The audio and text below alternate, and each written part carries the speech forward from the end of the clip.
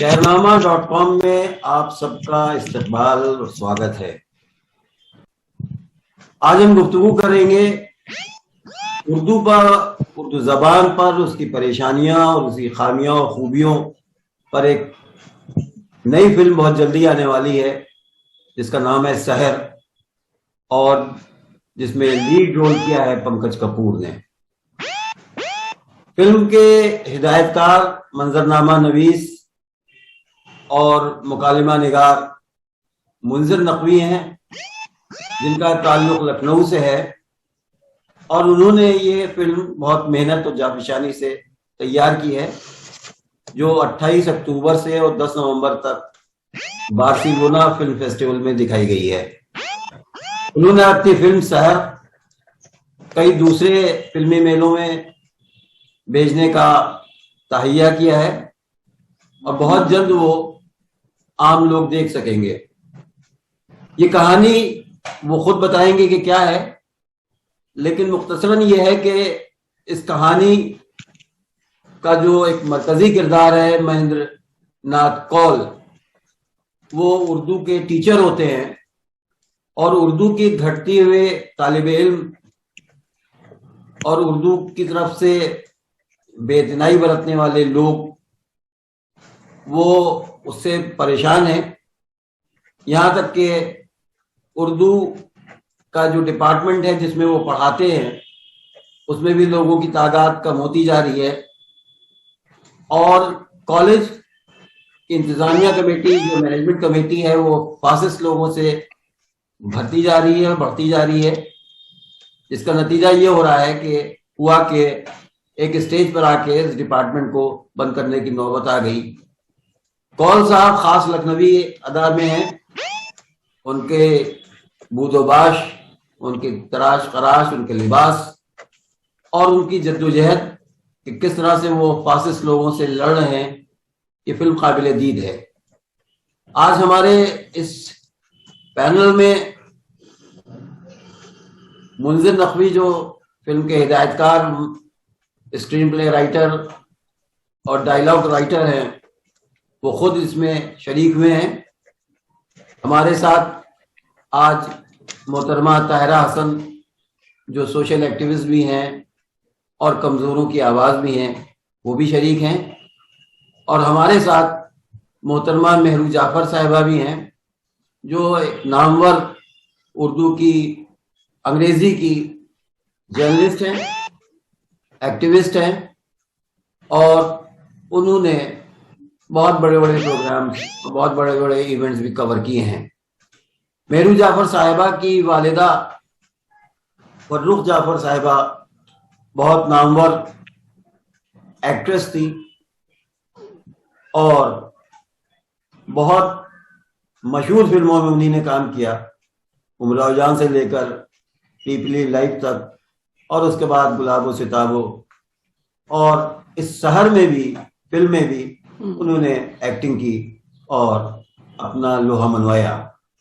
हमारे साथ रुबीना मुर्तज़ा भी हैं, जो सोशल एक्टिविस्ट भी हैं, किताबें लिखती हैं और हर चीज़ पर नज़र रखती हैं। वो भी बताएंगी और पूछेंगी।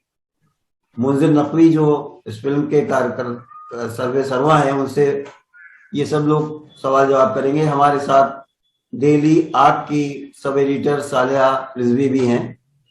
तो हम मुंजिर नकवी साहब से ये गुजारिश करेंगे कि वो अपने फिल्म सहर के बारे में कुछ इब्तिदाई बातें बताएं। मुंजिर नकवी। आप सब लोगों का इस मीटिंग में हमें जोड़ने के लिए। और सहर जो है कहानी महेंद्र नाथ कौल की आज़ाद उनका तखल्लुस है। वो उर्दू के शायर भी होते हैं, क्रिटिक भी होते हैं। वो उर्दू पढ़ाते हैं लखनऊ के डिपार्टमेंट में, जो लखनऊ शहर का आखिरी उर्दू डिपार्टमेंट है। किसी भी कॉलेज या यूनिवर्सिटी का आखिरी डिपार्टमेंट बचा है, और महज 7-8 बच्चे उनके क्लास में आते हैं। उसके बाद जो कॉलेज की मैनेजमेंट कमेटी है, वो फाइनेंशियल कंडीशन के प्रॉब्लम बता के डिपार्टमेंट बंद कर देती है। तो उनकी पूरी जद्दोजहद डिपार्टमेंट रिवाइव करने के लिए, उसमें कुछ हिंदू भी उनके खिलाफ होते हैं, जो कम्युनल ताकत है हिंदुओं की या मुसलमानों की जो कम्युनल ताकत है, वो भी उनके खिलाफ होती है।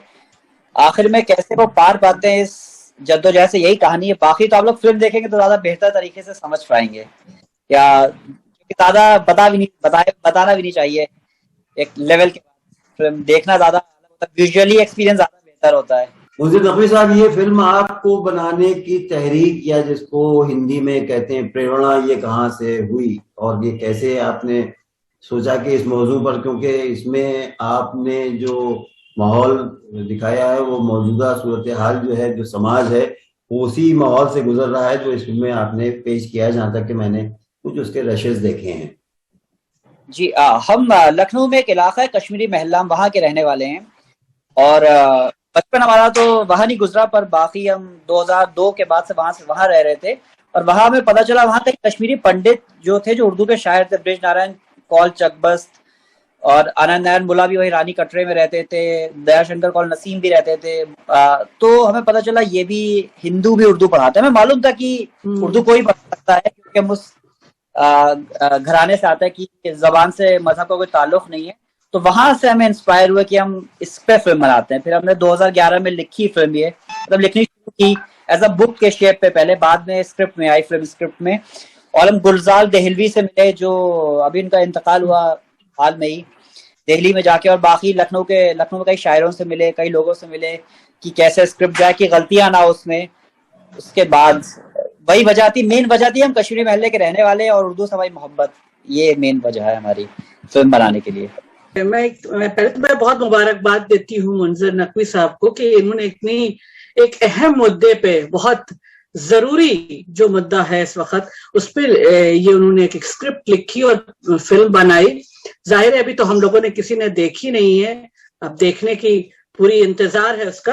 लेकिन जो आपने एक मुद्दा उठाया, मुझे लगता है ये मुद्दा सिर्फ उर्दू का नहीं, उर्दू का तो आपने उठाया है कि उर्दू जबान जो है वो किसी मजहब से जुड़ी हुई नहीं है, किसी जात से, किसी बिरादरी से जुड़ी नहीं, ये हमारी हिंदुस्तानी जुबान है और ये हमारे कल्चर को रिफ्लेक्ट करती है।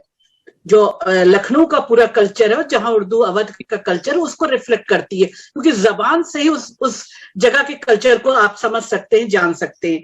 लेकिन सबसे अहम मुद्दा मुझे लगता है मुंज़िर जो आपने उठाया है वो ये है कि जो फासिस्ट फोर्सेस का जिस तरह से इस वक्त बढ़ा है दौर, उसमें फासिस्ट फोर्सेस से जैसे महेंद्र कौल जी एक पूरा उनसे हेड ऑन ले रहे हैं, तो मुझे लगता है कि इंस्पिरेशन पैदा कर रहा है लोगों में कि हाँ, उर्दू का जज्बा सिर्फ मुस्लिम में नहीं, हर कौम जो उर्दू से प्यार कर सकती है उसके लिए यह मसला है। और ये हमारे हिंदुस्तान की जुबान की बका की बात है, हमारी ये हिंदुस्तानी जुबान है, तो उसमें किस तरह से फासिस्ट फोर्सेस से लड़ रहे हैं। और ये मुझे नहीं पता, क्योंकि मैं फासिस्ट फोर्सेस जब कहती हूँ तो फासिस्ट फोर्सेस दोनों तरफ होती हैं, तो इसमें आपको पिक्चर देखने के बाद ही पता चलेगा कि दूसरी तरफ की फासिस्ट फोर्सेस का क्या रोल है, वरना फासिस्ट तो दोनों तरफ होते हैं। मैं हमेशा कहती हूँ there are two sides of the same coin.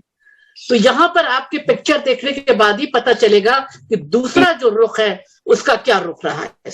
Actually क्या है कि जैसे जो लोग उर्दू को किसी भी मजहब से जोड़ते हैं, किसी भी जबान को किसी भी मजहब से जोड़ते हैं, वो बहुत बेवकूफी भरा कदम होता है, बहुत सोच होती है उन लोग की। कोई मजहब कोई भी जबान किसी मजहब से या जात से ताल्लुक रख ही नहीं सकती, इलाके से ताल्लुक रखती है। बिल्कुल बिल्कुल।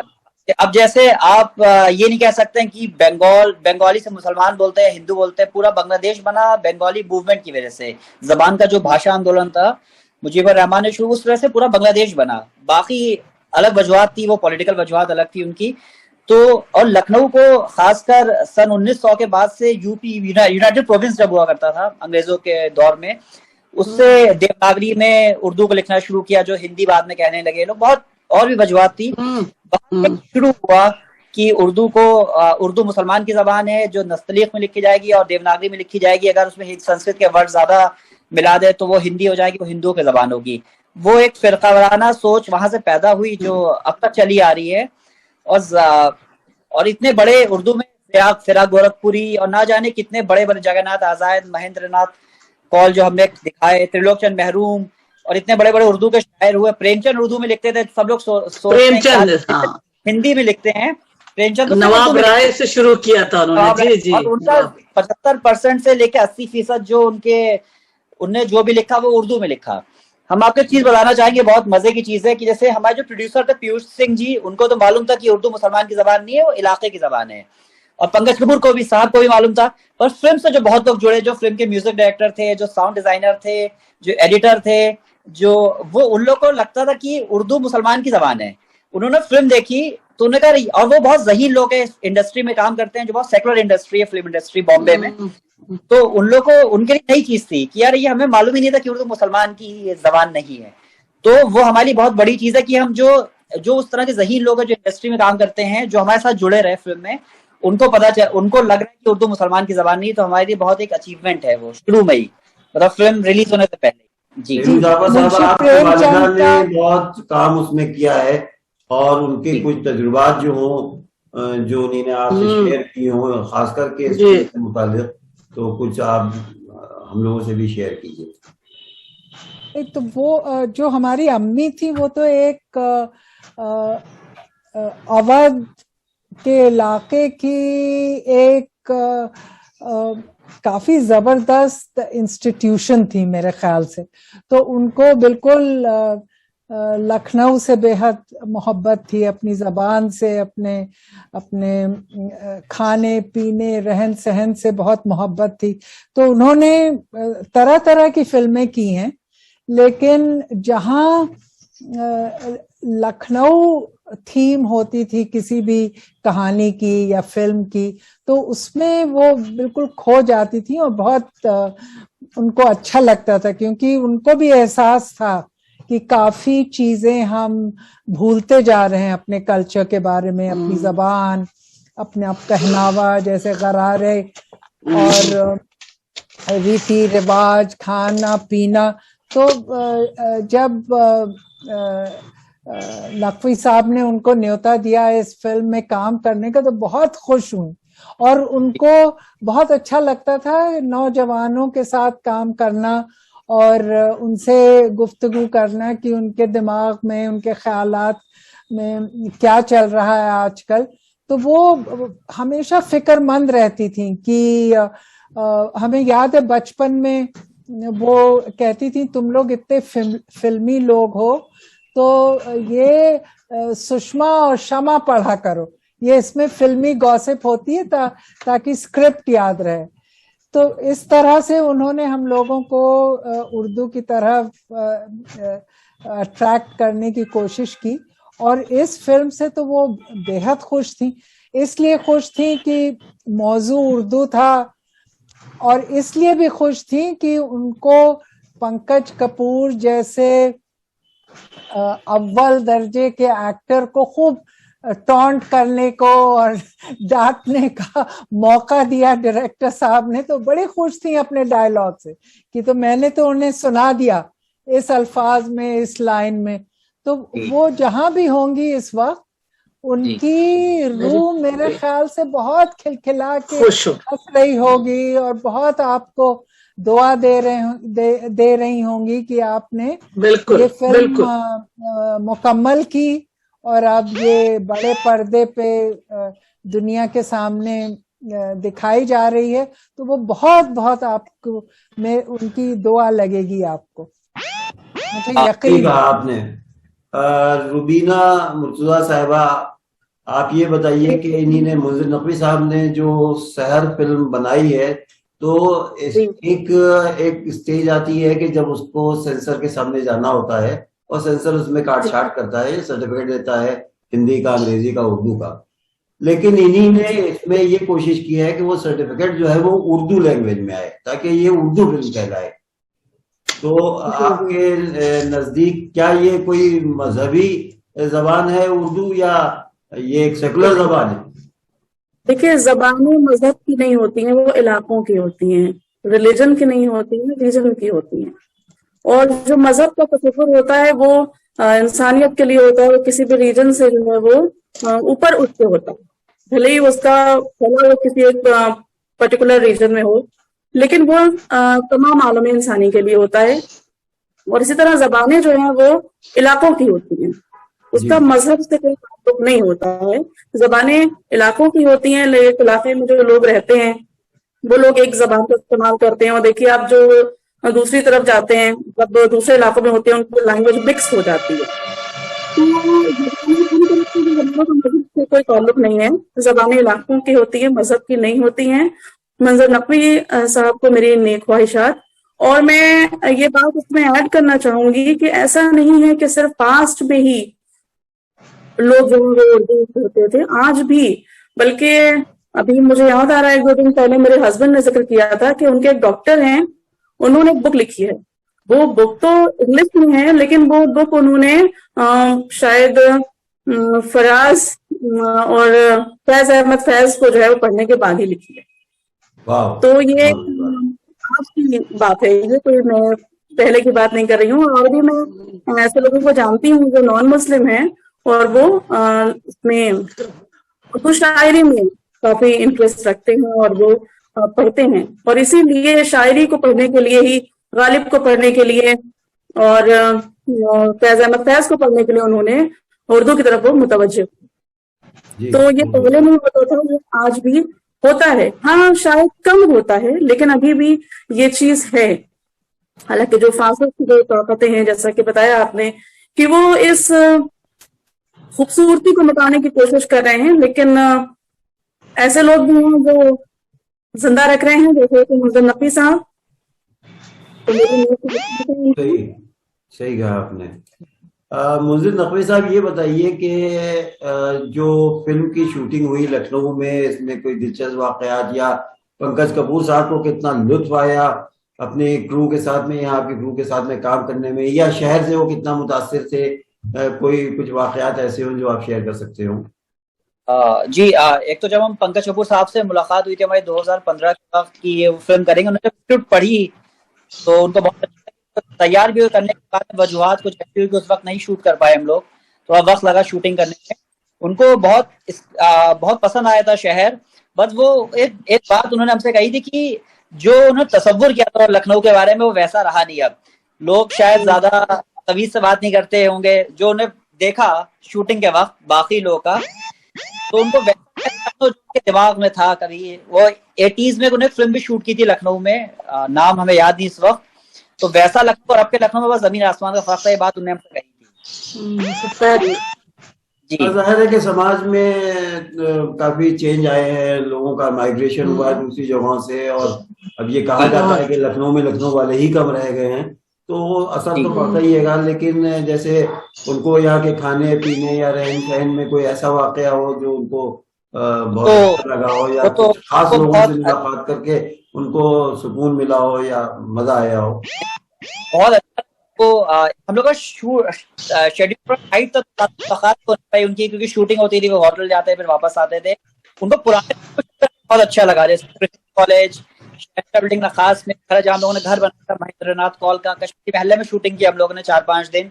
वो गली बड़ी अच्छी टॉप में शूट किया हम लोगों ने, तो उनको वो गलियां बहुत पसंद आई और उनको अच्छा लगा। वो जाते थे गलियों में, मोटरसाइकिल पे नहीं जाते थे, तो उनको अच्छा लगा गलियों में देख के कैसा लगा। और लखनऊ के अदाकारों के साथ काम करके उनको बहुत पसंद आया। वो कहने के आपने अच्छा, वो लखनऊ के अदाकार बहुत सारे लिए, जैसे फरूक जाफर साहिबा और जिया अहमद खान, अनिल रस्तोगी साहब, कि उससे आपका जो प्रोनाउंसिएशन था जबान का वो खालिस लखनवी रहा, तो वो सबसे उनको बहुत अच्छा लगा। जी, यहाँ मैं ऐड करना चाहूंगी कि पंकज कपूर का बड़ा पुराना ताल्लुक है लखनऊ से। जब हम लोग राज बिसारिया साहब की भारतेंदु नाट्य अकेडमी से में स्टूडेंट्स थे मिड 70s में, तो पंकज कपूर NSD से पास हो चुके थे और वो फिर लखनऊ आया करते थे वर्कशॉप्स के लिए। तो इन्होंने काफी काम थ्रू आउट 70s और फिर 80s में आप कह रहे हैं इन्होंने फिल्म भी बनाई, तो इनका बड़ा पुराना ताल्लुक है। और इनकी जो पहली बेगम थी उनका अलीगढ़, दिल्ली और लखनऊ से ताल्लुक है। तो ही वाज, ये कोई अजनबी नहीं थे जब आपकी फिल्म ये शूट करने आए होंगे। तो जी, उनको एक्चुअली क्या हुआ, उन्होंने 70s 80s का लखनऊ देखा, वहाँ उस जमाने के लोगों से थे, तो अभी उनको लगता है कि बदल चुका है, इमारतें बदल चुकी, लोग बदल गए, बात करने का चलन, रहन सहन, बात करने का ढंग अलग हो गया, तो उनको शायद थोड़ा गमगीन हुए होंगे वो, इसलिए बात उन्होंने हमसे। जी। सही ये है। बताइए कि आपकी ये फिल्म जो है इसका ये कब तक जो लोग हैं इन्हें शायकीन वो कब तक हॉल्स में देख सकेंगे या क्या इसका तरीकाकार होगा? अभी तो बार्सिलोना में आपकी फिल्म चली है, तो क्या अभी रिस्पॉन्स रहा और यहाँ शहरी कब देख पाएंगे हिंदुस्तान में या खास करके लखनऊ में? जी, एशियन फिल्म फेस्टिवल बार्सिलोना की अभी स्क्रीनिंग खत्म हुई है 3-4 दिन पहले करीब, तो अभी भी ये आप लोग 14 नवंबर तक देख सकते हैं फिल्म, क्योंकि ऑनलाइन थी वो, और अच्छा रिस्पॉन्स हुआ वहां पे। और ढाका इंटरनेशनल फिल्म फेस्टिवल में वो उसका सिलेक्शन हुआ ऑफिशियल, वो जनवरी में स्क्रीन, और उसके बाद अगले साल शुरू में ही फर्स्ट क्वार्टर में ही रिलीज हो जाएगी। अभी फाइनल नहीं डेट फाइनल हुई है, तो बता नहीं सकते किसी को कि क्या किस दिन रिलीज होगी, पर इंशाल्लाह फर्स्ट क्वार्टर में ही अगले साल जाएगी फिल्म। ये आपकी फिल्म बहुत अच्छी है। एक जी। सवाल आपसे करना चाहते हैं कि आपका पसंदीदा इसमें कैरेक्टर कौन सा है? बहुत जी, अच्छा सवाल है। महेंद्र नाथ कौल आजाद का ही है जो लीड कैरेक्टर है, पंकज आपका, क्योंकि हाँ, मतलब 55% जी हम लोग को क्योंकि उत्सुकता हो रही है कि फिल्म जल्द से जल्द आए, हम लोग देखें। जी। और इससे character- बाकी तकरीबन 50 जो अदाकार हैं वो लखनऊ से है फिल्म में, तो जी, तो पूरा लखनऊ का जो आजकल फिल्मों में दिखाते हैं, जो शूटिंग करते हैं वो लखनऊ की इमारतें दिखा देते हैं, और वो जबान देखने वाली या वेस्टर्न यूपी वाली बोलते हैं या बिहार की बोलते हैं। इसमें ऐसा नहीं है, इसमें आपको खालिस लखनवी उर्दू सुनाई देगी, चाहे कबाड़ी वाला हो, चाहे वो किसी यूनिवर्सिटी का चांसलर हो, चाहे उर्दू अकेडमी का चेयरमैन हो, चाहे कोई भी हो, चाहे फकीर भी हो, आपको खालिस लखनवी उर्दू सुनाई देगी। यही तो खूबसूरती है। जी, जबान बात है, और हम लोग को सिर्फ जबान तो बची जाएगी, लेकिन जबान तो कोई खत्म नहीं कर सकता। उर्दू को हिंदी कर देंगे, अंग्रेजी कर देंगे, रोमन देवनागरी में लिखेंगे, उससे फर्क नहीं पड़ेगा। मैंने हम लोग को स्क्रिप्ट भी बचाना, जो स्क्रिप्ट है वो बचाना बहुत जरूरी है। जबान तो देखिए जी, जबान तो पाकिस्तान में भी उर्दू बोलते हैं, पर वो पंजाबी एक्सेंट में बोलते हैं उर्दू, तो उनकी उर्दू हमारी जमीन का फर्क है। अब वसीम अकरम जो उर्दू बोलता है, तो बहुत सारे लोगों को लगता है कि पंजाबी बोल रहा है। हमें भी शुरू में लगता था ये ऐसी कैसी उर्दू बोलते हैं लोग, जो हम उर्दू बोलते थे। हम तो बहुत अच्छी उर्दू नहीं बोल पाते हैं तब भी, तो वो जबान तो कोई नहीं रोक पाएगा। लेकिन एक उर्दू वालों में हमें जो पर्सनली है, उनको वो उर्दू बोलने में शर्म करते हैं। वो अब वो उर्दू को जैसे जब वो होता है सेंसस होता है, तो हिंदी की जगह उर्दू की जगह हिंदी लिखवा देते हैं अपनी मातृ जबान में। और अब पंजाबी आदमी को देखिए, वो चाहे जिस ओहदे पे हो, चाहे वो एक सूबे का चीफ मिनिस्टर हो, चाहे वो बड़ा अदाकार हो, चाहे कोई भी हो, वो या चाहे क्रिकेटर भी हो, स्पोर्ट्समैन है, वो अपनी जबान बोलता है। चाहे वो यूरोप में रहता है, हमारे का एक दोस्त है यूरोपियन सिख, जो एक्चुअली पंजाबी, वो लोग कनाडा में रहते हैं, यूएस में रहते हैं, यूके में रहते हैं, पर वो अपनी जबान बोलते हैं। उनको अपनी जबान से बेहद मोहब्बत है, जो हमें लगता है उर्दू वालों को, इसमें हिंदू मुसलमान दोनों आते हैं, ईसाई भी आते हैं, सिख भी आते हैं, उनको अपनी जबान से मतलब मोहब्बत तो है, पर वो शर्म करते बोलने में। ये हमें आज तक समझ भी नहीं आया। शर्म होनी नहीं चाहिए जबान में, मतलब माँ के बराबर जबान रखती है। जबान के बोलने में भी बहुत ही तगय्युर और तब्दीलियां पैदा हुई हैं। जैसे अब एक नया ट्रेंड यहाँ हमारे यहाँ लखनऊ में शुरू हुआ है, जो हम देखते भी हैं और काफी हम लोगों को क्रिटिसाइज भी कर देते हैं और उसे लड़ाई भी हो जाती है। तो ये कि आपके साथ में तुम खाओ, आप खाओ, आप खाओ, या तो आप खाइए कहिए, या तुम खाओ कहिए। बात ये हो रही थी कि जो जबान लखनऊ की है वो भी मुतासिर हुई है और आपके साथ में तुम शुरू हो गया है। बहरहाल वो एक गिरावट आई है, मुआशरे में आती रहती है। हम बात कर रहे थे मुंजिर नकवी की फिल्म सहर के सिलसिले में। सहर के डायलॉग राइटर भी हैं और स्क्रीन प्ले राइटर भी हैं, और राइटर तो हैं ही हैं। तो आपको इसमें दुश्वारियां क्या क्या पेश आई और आपने ये सब कैसे दुश्वारियों का हल किया? जी, देखिए, जबान में सिर्फ लखनऊ में नहीं आई, पूरे हिंदुस्तान में आई। आप फिल्में देखेंगे, जो पहले फिल्मों के अंदर लिखते डायलॉग, राजेंद्र सिंह के डायलॉग्स लिखते थे, आज का डायलॉग्स कौन, तो उनको उर्दू जबान खुद, तो उनको लगता है आप जाओ सही होता है, पर वो गलत होता है। तो उनको वो चीज मालूम ही, तो वो एक तरह से उनकी कम अकली कह सकते हैं, या उनको नॉलेज नहीं है उस चीज की, और वो सोचते हैं ये सही है। आप कोई भी एड्स देखेंगे, कोई भी फिल्म देखेंगे, 99% फिल्मों में डायलॉग्स हिंदी डायलॉग्स बोला क्योंकि उनको जबान आती ही नहीं है, और उनको ये सोचना चाहिए कि वो जिस जबान में लिख रहे हैं वो जबान का उनको बेसिक तो सेंस होना चाहिए।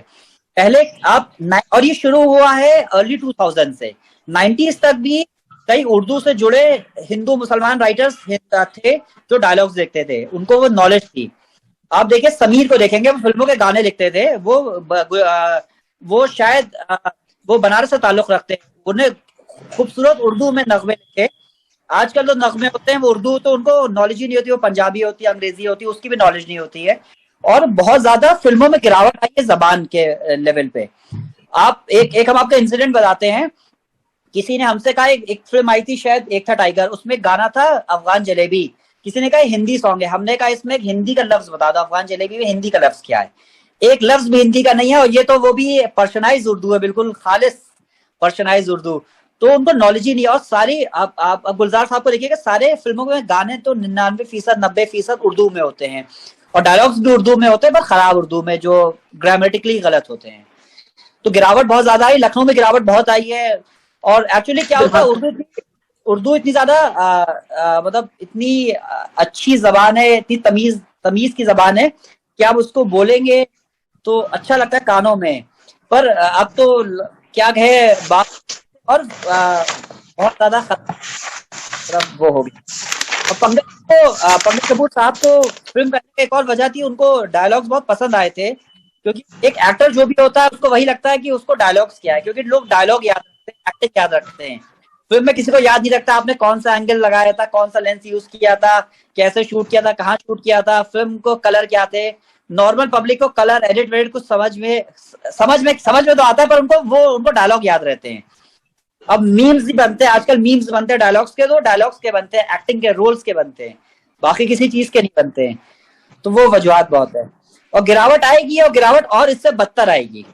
सिनेमा को सोसाइटी से महरूम नहीं कर सकते हैं। जो हालात सोसाइटी के हैं, मैं गिरावट तो नहीं कहूंगी, एक जबरदस्त तब्दीली है।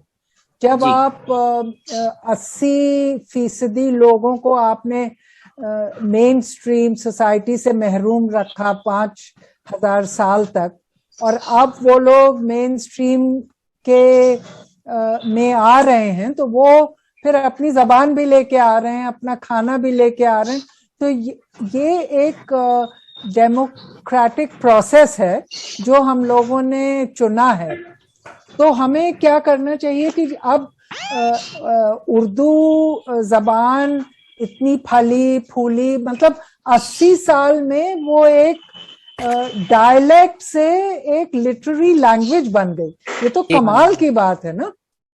और जबानों को आप देखिए तो बरसों लग जाते हैं एक पिजिन इंग्लिश को शेक्सपियरन इंग्लिश बनने में। तो लखनऊ तो है, ये उर्दू तो ने तो कमाल कर दिया कि इतने कम, लेकिन उसकी वजह ये थी कि उसको बेतहाशा पैट्रनेज मिली। जो उस वक्त माली लोग थे, जो पावर में थे लोग, उन्होंने बिल्कुल हाथ धो के वो उर्दू को उन्होंने सराहाया और ताकत दी उर्दू को। तो हमें जो उर्दू की जो दिशा है आज, उसको अपनी सोसाइटी में क्या हो रहा है उसको उससे मेल करके देखना होगा। तो हमारा मतलब कहने का ये है कि एक गिरावट हुई है ह्यूमैनिटीज में, और एक कल्चरल एक्टिविटीज पे तवज्जो नहीं है। तवज्जो हमारी आजकल मिलिट्री पे है, कॉमर्स पे है, जबानों पे नहीं है, लिटरेचर पे नहीं है। जब तक उर्दू हमें रोटी रोजी देने की ताकत उसमें नहीं होगी तो हम क्या करेंगे? शायरी थोड़ी करेंगे उम्र भर। तो ये हम लोगों का ये की एक रिस्पॉन्सिबिलिटी है कि हम लोग किसी तरह से ऐसी चीजें जो जो कमर्शियली वायबल नहीं है उनको हम जिंदा रखें अपनी रूहानी सुकून के लिए। और ये मैं पूछना चाहती हूँ नकवी साहब आपसे कि ये सहर जो टाइटल है फिल्म का, इससे क्या आपका कुछ ऑप्टिमिज्म झलकता है फॉर अ न्यू डॉन, एक नई शहर, एक नई की वजह वही थी कि आप एक इंसान को मार सकते हैं, एक जबान को, एक इलाके जो बोली जाती है या हिंदुस्तान की जबान है तो उसको खत्म नहीं कर सकते ना। एक इंसान को मार के उससे कुछ फर्क नहीं पड़ता है, दूसरा इंसान पैदा होगा, दूसरा होगा, दूसरा बोलेगा जबान। और देखिए कोई भी फिल्म इनकलाब नहीं ला सकती। अब जैसे एक आर्टिकल 15 बहुत अच्छी फिल्म आई थी, उन्होंने एक दिखाया था कि एक दलित को हिंदुस्तान में क्या पड़ता है। ऐसे बहुत फिल्में आ चुकी है, भी फिल्म आई कुछ दिनों पहले ही अमेजोन पे शायद, और एक आक्रोश बनाई थी शायद गोविंद निहलानी साहब ने बहुत 80s में, जी जी। तो अभी वही है कि आप आजकल जो ये फिल्म बन रही है कि आप इस तरह के जो एक दलित है, एक दलित को आप प्रोटैगनिस्ट बना सकते हैं फिल्म का, पर एक आप जैसे अनुभव सिन्हा साहब ने मुल्क में एक मुसलमान को प्रोटैगनिस्ट बनाया जो शायद सालों बाद हुआ होगा, जो एक कोई नवाब या कोई टेररिस्ट प्रोटैगनिस्ट नहीं था जो मुसलमानों को फिल्मों में दिखाया जाता है स्टीरियोटाइपिंग करके। एक सरदार होगा तो वो वैसा ही बात करेगा, एक पारसी होगा तो वो बॉम्बे वाली बात करेगा। हम कितने पारसियों को जानते हैं वो नॉर्मल बात करते हैं, नॉर्मल अंग्रेजी बोलते हैं, नॉर्मल अपनी जबान बोलते हैं गुजराती।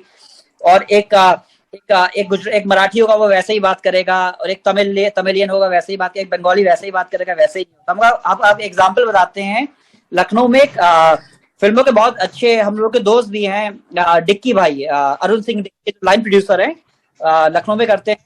एक हमारे दोस्त गए कि उन्होंने हमसे कहना कि यार लखनऊ में फिल्म शूट करनी है, तुम किसी का नंबर दे दो, किसी लाइन, तो हमने उनका नंबर दिया। उन्होंने उनसे पंजाबी में बात की, तो उन्होंने जब उनसे बात की कहने लगा यार ये तो उर्दू बोलते हैं बिल्कुल। हमने कहा कि लखनऊ में एक सरदार, एक सिख है, इसका मतलब ये थोड़ी पंजाबी बोलेगा, वो इलाके से ताल्लुक रखते हैं। बिल्कुल बिल्कुल। तो एक हमारी फिल्म में कैरेक्टर है एंग्लो इंडियन, जो फिल्मों में आजकल एक क्रिश्चियन कैरेक्टर होता ही नहीं है बिल्कुल भी। तो उसमें हमें दिखाया वो उर्दू से मोहब्बत करता है और वो उनके कॉलेज का प्रिंसिपल है, पर वो कमेटी हेड नहीं है, कमेटी में कुछ है ही नहीं, मैनेजमेंट कमेटी में। वो कॉलेज का प्रिंसिपल है उनके, आजाद साहब के, और वो एक क्रिश्चियन है, एक एंग्लो इंडियन है जो लखनऊ में रहता है। तो आपको एक दलित को भी, एक मुसलमान को भी, एक ईसाई को भी, एक पारसी को भी, एक सिख को भी, सिख चलिए पंजाबी फिल्में बनती है जो सिख प्रोटैगनिस्ट होते हैं, इनको भी प्रोटैगनिस्ट बनाना पड़ेगा, एक आदिवासी को भी प्रोटैगनिस्ट बनाना पड़ेगा फिल्मों में। खाली एक जो फिल्मों में होता है कि एक एलीट आदमी प्रोटैगनिस्ट है, तो वैसा नहीं हो सकता ना। एक अपर कास्ट हिंदू मेली प्रोटैगनिस्ट, ऐसे नहीं होगा ना। एक दलित प्रोटैगनिस्ट हो सकता है, मुसलमान भी प्रोटैगनिस्ट हो सकता है, एक आदिवासी भी प्रोटैगनिस्ट हो सकता है, एक पारसी भी प्रोटैगनिस्ट हो सकता है। एक हमें लगता है लास्ट पारसी प्रोटैगनिस्ट फिल्म में था पेस्ट एंड जी, एक फिल्म आई थी 80s में एनएफडीसी की या 90 में शायद, वो लास्ट है, पहली फिल्म थी जिसमें एक पारसी प्रोटैगनिस्ट था। इसमें नहीं, एक और फिल्म थी नसीरुद्दीन शाह की, ये गुजरात राज, हाँ, परजानिया थी। एक एनकाउंटर उनकी फिल्म थी बहुत अच्छी, वो शायद बहुत कम लोगों ने देखी होगी, 2000 की। उसमें वो पुलिस ऑफिसर बने थे और प्रोटैगनिस्ट। हम कह रहे हैं हार्डली और जो मुस्लिम प्रोटैगनिस्ट बनते हैं फिल्मों में भी स्टीरियोटाइपिंग नहीं होनी चाहिए, कैरेक्टर का स्टीरियोटाइपिंग कर सकते। हमने अपनी फिल्म में कोई स्टीरियोटाइपिंग नहीं की कि मुसलमान है तो सब टोपी पहने हैं, उनके आंखों में काजल लगे हैं और कुर्ता पैजामा पहने हैं, ऊंचा टखने से ऊंचा पैजामा, गले में रुमाल डाले, वो अरबों की तरह वो अरब सर पे पहनते गले में डालना शुरू कर दिया। हमने कुछ नहीं किया, हिंदू सब तिलक लगाए हैं और गले में भगवा गमछे डाले। हमने फिल्म में कोई भी स्टीरियोटाइपिंग नहीं की। ईसाई प्रिंसिपल है तो वो फादर नहीं है, नॉर्मल भी हो सकता है ईसाई प्रिंसिपल। हमने कहीं भी स्टीरियोटाइपिंग नहीं की, कोई भी स्टीरियोटाइपिंग कैरेक्टर होनी चाहिए। हम एक मुसलमान है, मुसलमान के तौर पर कह सकते हैं हम तो टोपी पहन के नहीं बैठे हैं, या कोई हिंदू हम हिंदू को जानते हैं, कोई वो तिलक लगा के घूमते नहीं। मजहब जो होता है बहुत जाती चीज होती, पर्सनल चीज होती है। आप उसको अपने तक रखेंगे, आपका खुदा से या भगवान से सीधा राब्ता होता है। आप बीच में मौलवी और पंडित से कोई मतलब नहीं। आपको राब्ता कायम करने के लिए मौलवी पंडित या फादर के पास जाने की जरूरत नहीं है। आप खुदा से, भगवान से, गॉड से सीधा राब्ता भी कायम कर सकते हैं, जो होता ही हर मजहब का वही होता है रूल। तो वो चीज अपने फिल्म में कोई भी स्टीरियोटाइप, हमसे कई लोगों ने कहा कि यार मुसलमान है तो गले में टोपी पहना दो, गले में वो क्या मौला जो इस फिल्म में कैरेक्टर है मौलाना, वो शायद टोपी पहन सकते हैं, पगड़ी पहन सकते हैं, बाकी हमें किसी की जरूरत नहीं है। अब मस्जिद में जाए टोपी पहनेंगे, पर आप सड़क पे घूमेंगे तो टोपी पहनने की कोई जरूरत नहीं है। और एक आप हिंदू है तो तिलक लगाएगा, हमने कहा क्यों लगाएगा, या भगवा कलर का या जो भी सैफरन कलर का वो गमछा पहनेगा, मफलर पहनेगा, हमने कहा वो जरूरत नहीं है। आप कोई भी कैरेक्टर को स्टीरियोटाइप ना करें, जो फिल्मों में बहुत होता था हिंदुस्तान में, अब बहुत कम हो गया।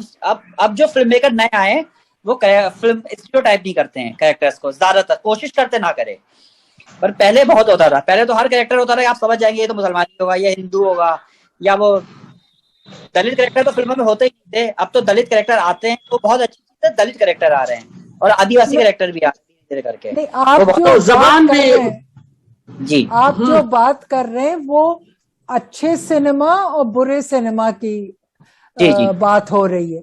सो there are only two kinds of cinema, या तो एक अच्छी फिल्म होती है या एक बेकार फिल्म होती है।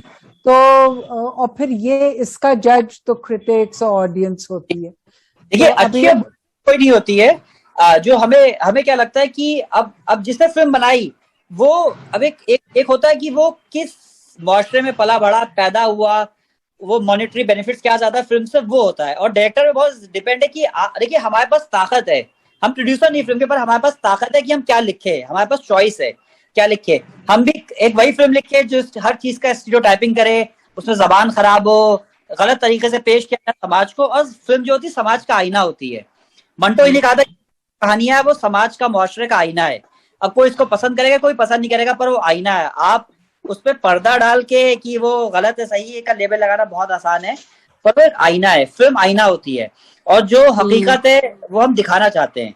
हमारी एक आर्ट है, वो कैसे उसको हम अपना जो हमारा जो पैदाइश, हमारा जो मुआशरे में जितना पले बड़े, हम उसको कैसे बेटर तरीके से दिखा पाए, बस सच्चाई दिखा पाए, उसकी बुराई भी दिखा पाए उसकी, और जो सच्चाई वो भी दिखा पाए, गंदी और बुरी चीज दोनों दिखा पाए उसमें, वो बहुत जरूरी हमारे पर्सनली।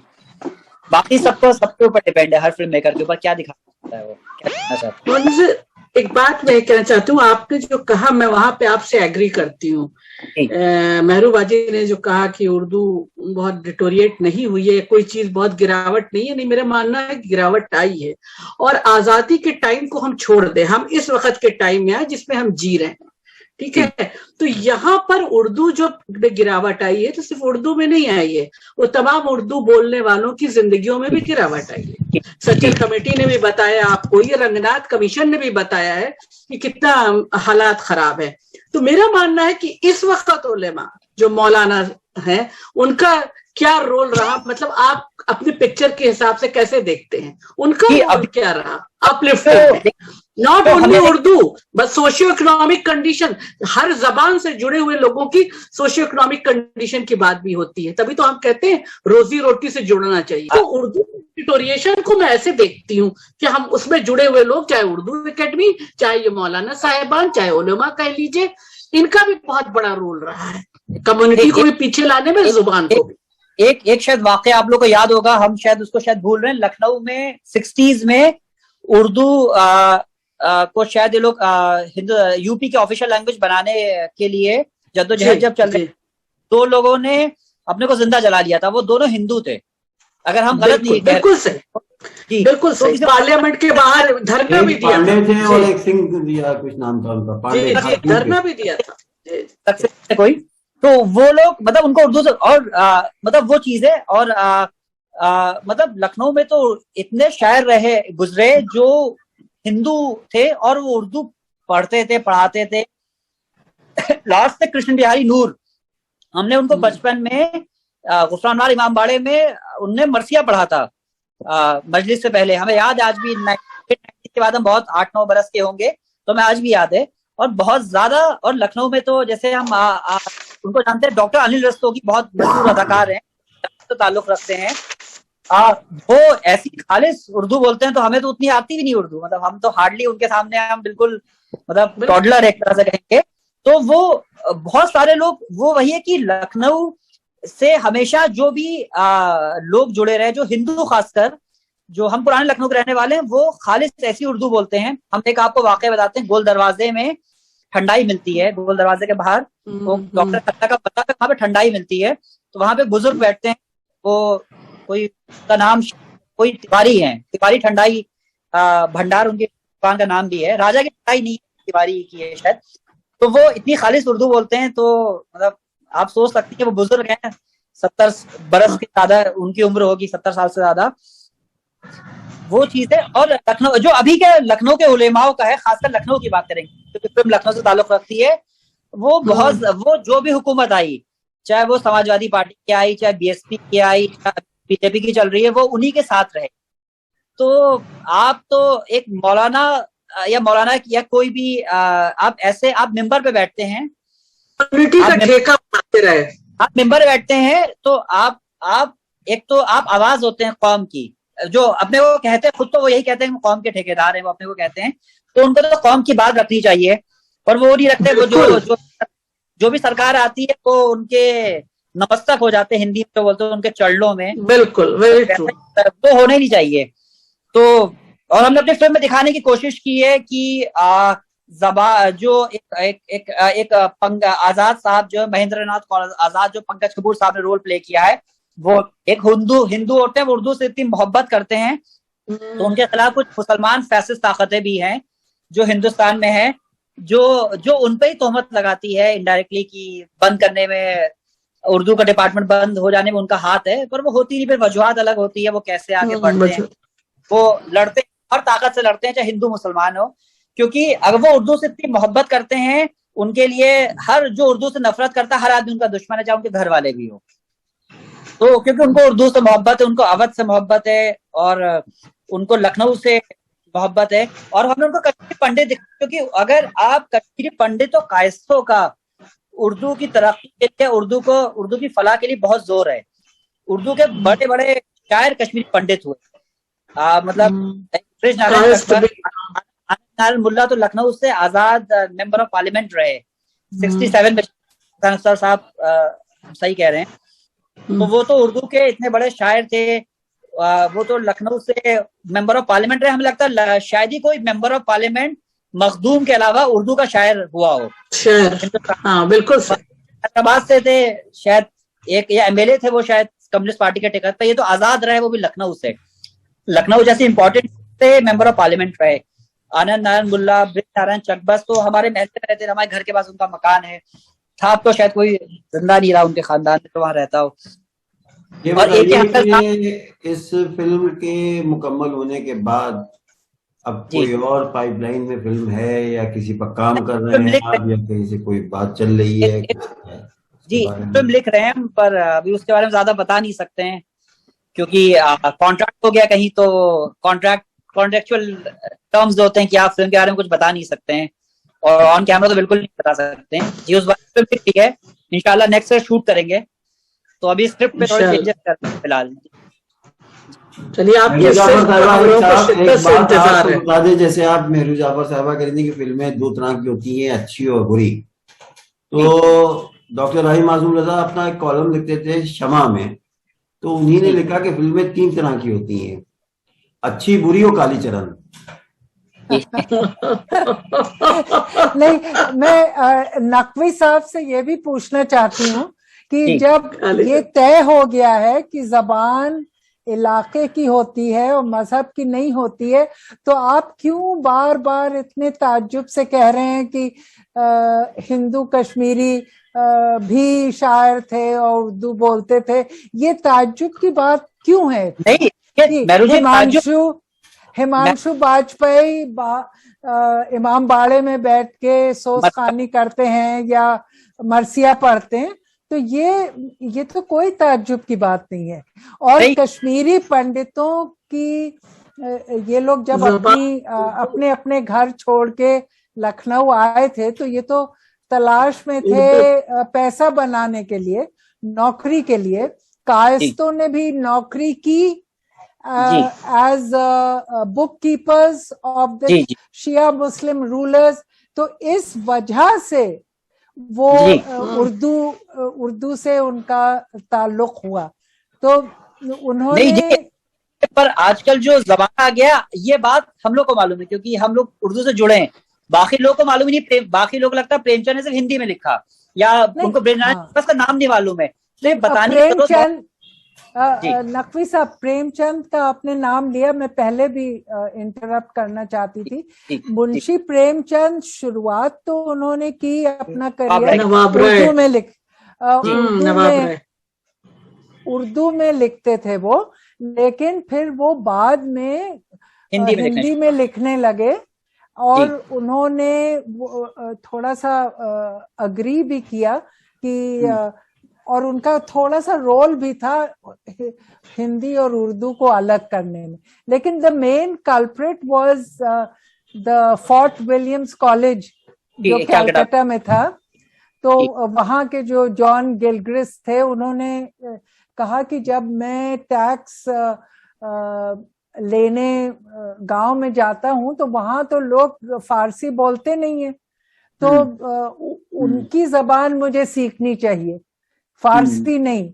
तो इस तरह से उन्होंने खड़ी बोली और अवधी और भोजपुरी को करके और फिर हिंदी उर्दू का विभाजन किया। जी तो वो तो देखिए, वो तो रूल करने आए थे हिंदुस्तान में, वो तो डिवाइड करना ही बिल्कुल तो बहुत ही वजह थे। पर देखिए हम ये क्यों फोर्स मतलब ताजुब की बात हमें नहीं लग रहा ये बात है, क्योंकि अभी हर आदमी उर्दू को मुसलमान से जोड़ता है कि मुसलमान की जबान, मुसलमान की जबान। हमने भी ये 100 बार अपने मतलब सुना, तो हम यही कहते हैं कि नहीं है मुसलमान की जबान, उर्दू हिंदुस्तान की जबान है। तो चकबस भी उर्दू बोलते थे, कौल आजाद भी उर्दू बोलते हैं, अनार मुला भी उर्दू बोलते थे, प्रेमचंद भी उर्दू बोलते थे, और हजारों लाखों लोग उर्दू बोलते हैं जो मुसलमान नहीं है, करोड़ों लोग उर्दू मुसलमान नहीं। तो ये बताने की वजह लोग भूल गए बात। तो ये फिल्म शहर वही बता है कि मुसलमान की जबान है, उर्दू हिंदुस्तान है, मुसलमान से ज्यादा उर्दू हिंदुस्तान की जबान। तो वो बताना पड़ रहा है क्योंकि लोग भूल गए। कभी कभी जो चीज लोग भूल जाते हैं उनको बताना पड़ता है, मजबूरी में बताना पड़ता है। तो वो उर्दू का जो जन्म हुआ वो इसी बेसिस पे हुआ कि फारसी एक फॉरेन लैंग्वेज है, ऑल्सो फॉरेन लैंग्वेज है ना, वो हिंदुस्तानी जबान तो नहीं है। तो उन्होंने जो मीर तकी मीर, जो अमीर खुसरो, उन्होंने कहा कि मैं तुर्क हूँ और मेरी जबान ये रेख्ता है। तो उर्दू का तो ये नाम बहुत बाद में पड़ा, उसके पहले और कई नाम थे इस बोली के। तो लोगों ने जब निजामुद्दीन औलिया की पैदाइश बदायूं में हुई, अमीर खुसरो की पैदाइश ईटा में हुई, और ये सारे इलाके वेस्टर्न यूपी में आते हैं, तो उन्होंने बचपन से तो खड़ी बोली वेस्टर्न यूपी की जबान बोली ना। ये तो जब पढ़ने लायक हो गए तब उन्होंने अरबी और फारसी सीखी। तो उन्होंने कहा कि जब निजामुद्दीन औलिया की दरगाह पे हजारों की तादाद में लोग आते थे गांव से और बगैर पढ़े लिखे, तो निजामुद्दीन औलिया ने अमीर खुसरो को सलाह दी कि ये जो तुम फारसी में लिखते हो ये हम और तुम तो समझ जाते हैं, लेकिन ये जो यहाँ पे ये साधु है, एक तारा लिए, ये फकीर है, ये दुखिया औरत है, इन लोगों के समझ में नहीं आता है जो जिस खूबसूरती से तुम शायरी करते हो। तब उन्होंने फिर वो सब लिखा, गोरी सोए सेज पे, और बिल्कुल ही अपनी खड़ी बोली की जबान में, और फिर इस तरह से उर्दू का अब हमारे पास बिल्कुल वक्त नहीं है। और बिल्कुल बहुत अच्छा लगा, अदा करते हैं खास करके तायरा हसन साहिबा का, जाफर साहिबा का, रुबीना मुर्तजा साहिबा का और मुंजिर नकवी साहब का, कि सबने अपना कीमती वक्त निकाल कर गुफ्तगू की, और उम्मीद है कि बहुत जल्द शहरनामा.com। मुंजिर कुछ कहना चाह रहे हैं? फरमाइए, बस 1 मिनट है। हिंदुस्तान में उर्दू की सबसे ज्यादा खिदमत कर रहे हैं संजीव श्राफ, जो रेख्ता चलाते हैं। रेख्ता, क्या बात। उर्दू को कोई जानता नहीं था, उर्दू के आपको शेर नहीं मिलते थे, बिल्कुल कर रहे। रेख्ता इतना सीखने का मौका मिला, इतना बड़ा जश्न रेख्ता फेस्टिवल कराते हैं। उतना बड़ा फेस्टिवल उर्दू का तो शायद बहादुर शाह जफर ने करवाया होगा या वाजिद अली शाह ने करवाया होगा।